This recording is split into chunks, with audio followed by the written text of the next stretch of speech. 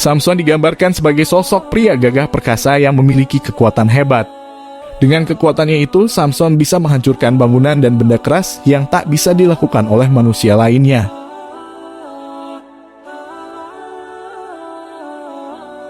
Rupanya cerita film Samson memiliki kesamaan dengan kisah Nabi umat Muslim yakni Samun al-Ghosh alaihi salam. Bahkan, banyak yang percaya cerita Samson diadopsi dari kisah Nabi Samun. Atau kata lainnya, banyak yang percaya Nabi Samun adalah Samson. Dengan kekuatannya itu, Nabi Samun berperang melawan bangsa yang menentang keesaan Allah Subhanahu wa Ta'ala. Nabi Samun bahkan tak takut melawan Raja Israel. Sang raja kemudian mencari cara agar sang nabi bisa dimusnahkan. Sang raja bahkan tak segan memberi hadiah besar kepada orang yang bisa menaklukkan Nabi Samun. Namun semua itu sia-sia belaka, sebab tak ada yang mampu mengalahkan Nabi Samun. Namun sang nabi dikhianati oleh istri yang dicintainya. Demi hadiah besar, sang istri berusaha mencari tahu kelemahan kekuatan sang nabi.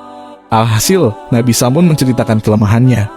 Rantai paling kuat sekalipun tak bisa menahannya karena akan bisa diputuskannya.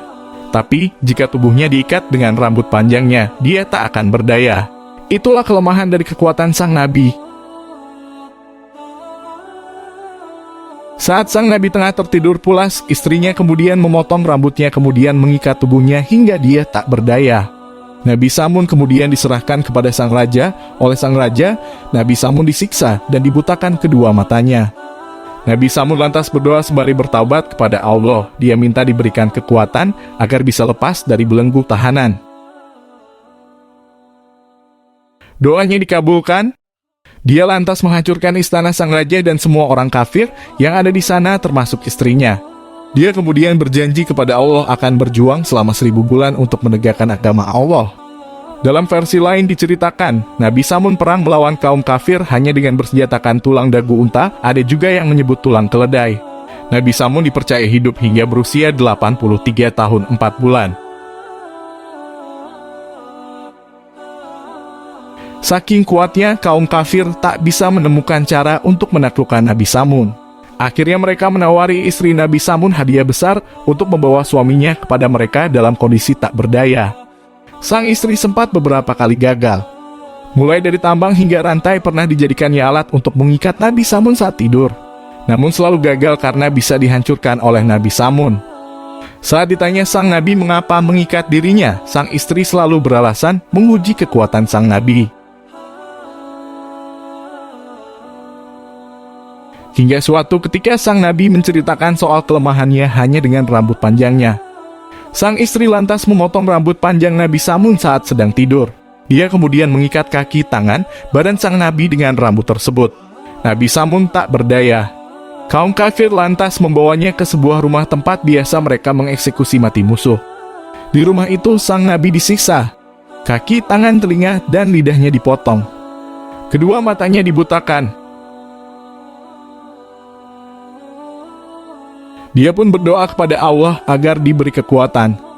Tuhan pun mengabulkan permohonan hamba yang dicintainya itu dan mengembalikan bentuk fisik Nabi Samun seperti sedia kala. Dia lantas menghancurkan belenggu yang menahannya. Kemudian tiang-tiang dan rumah tempat dirinya ditahan dihancurkannya hingga menimpa semua orang kafir, termasuk istrinya. Setelah kejadian itu, sang Nabi lantas beribadah selama 1000 bulan. Pada malam hari dia tak pernah luput menunaikan sholat tahajud dan siangnya menunaikan puasa. Dia juga berperang membela agama Allah. Kisah keperkasaan Nabi Samun tersebut pernah diceritakan Rasulullah kepada para sahabat di sebuah pertemuan. Para sahabat terkesima dan ingin membuat amalan ibadah seperti yang dilakukan Nabi Samun. Mereka lantas mengungkapkan keinginannya kepada Nabi Muhammad untuk beribadah seperti Nabi Samun. Hal inilah yang mendasari turunnya surat Al-Qadar melalui malaikat Jibril. Allah mengutus malaikat Jibril kepada Rasulullah untuk mengabarkan soal keistimewaan beribadah di satu malam pada bulan Ramadan. Bahkan nilai ibadahnya lebih dari 1000 bulan atau lebih lama waktu Nabi Samun beribadah.